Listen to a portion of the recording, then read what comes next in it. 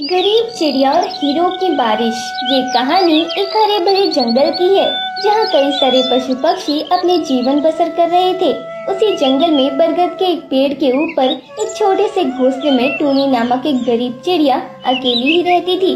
टूनी चिड़िया को इस संसार में अपना कहने वाला कोई नहीं था।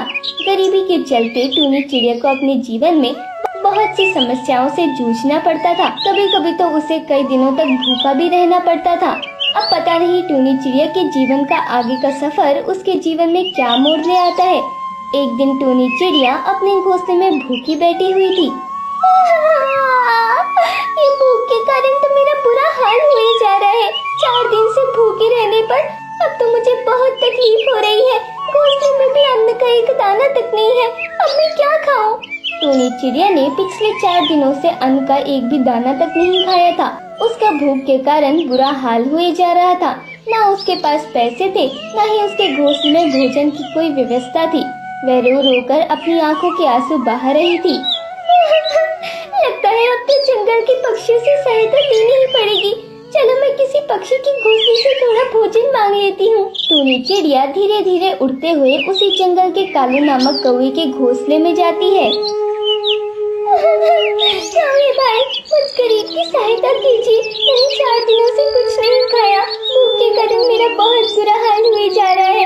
अगर आप अपने घोंसले का थोड़ा सा भोजन मुझे दे देंगे तो आपकी बड़ी मेहरबानी होगी। ए चिड़िया, चल भाग यहाँ से। पहले ही मेरे घोंसले में बड़ी तंगी है, ऊपर से तू भोजन मांगने आ गई। अरे अगर तुझे मैंने अपना भोजन दे दिया तो मैं क्या हवा खाऊंगा? चल जा यहाँ से, कहीं और जाकर अपना ये रोना रो। टूनी चिड़िया रोते रोते उस कालू कौवे के घोंसले से निकल जाती है और वो इस बार एक चंपू तोते के घोंसले में आती है और चंपू तोते से भी भोजन मांगती है। अरे चिड़िया बहन, इतनी हट्टी कट्टी जवान होकर इस तरह भोजन मांगते हुए शर्म नहीं आती तुम्हें? अरे मेहनत करो, कुछ कार्य करो। तोते भाई, मैंने मेहनत भी करनी चाहिए, कार्य भी करना चाहा, पर कोई भी पक्षी मुझे अनाथ को कोई कार्य देने को तैयार ही नहीं। हर पक्षी मुझ गरीब चिड़िया को देखकर अपना मुंह फेर लेता है। कोई भी पक्षी मेरी सहायता नहीं करता, ना मुझे कोई कार्य देता है। मैं आपसे विनती करती हूँ तोते भाई, आपके घोंसले का बासी भोजन हो तो मुझे दे दीजिए। मैंने 4 दिनों से कुछ नहीं खाया। अरे चिड़िया बहन, पहले से ही मेरा दिमाग बहुत खराब है, आप जाइए यहाँ से। बेचारी टूनी चिड़िया उस तोते के सामने गिड़गिड़ाती रही, पर उस चंपू तोते को उस गरीब टूनी चिड़िया पर रहम नहीं आया।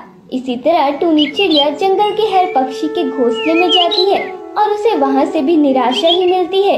टूनी चिड़िया रोते रोते भूख की तड़प में जंगल के बाहर चली जाती है और एक दरिया के पास जाकर बैठ जाती है और रोने लगती है।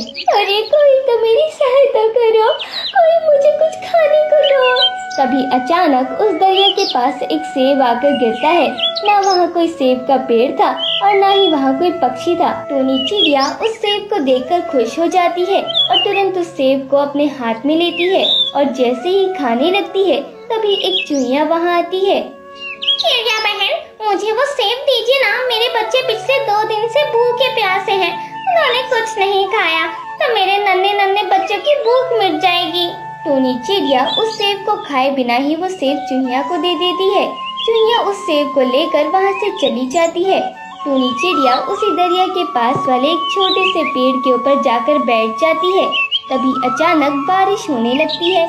टूनी चिड़िया जब बाहर का नजारा देखती है तो बाहर पानी की जगह हीरो की बारिश हो रही थी। ये देखकर टूनी चिड़िया हक्का बक्का हो जाती है और वो अपनी दोनों आँखों को अपने परों से मसल कर उस हीरो की बारिश को देख रही थी, जो केवल उसी दरिया के पास हो रही थी और कहीं नहीं। अरे ये क्या हो रहा है? ये पानी की जगह हीरो की बारिश कैसे हो रही है? और ये इस दरिया के पास ही कैसे हो रही है? आसपास तो कहीं भी ये बारिश नहीं हो रही। टूनी चिड़िया उस पेड़ से नीचे आती है। तभी अचानक वो हीरो की बारिश बंद हो जाती है। ये देखकर टूनी चिड़िया आश्चर्यचकित हो जाती है। वो फिर से उसी पेड़ पर जाकर बैठ जाती है।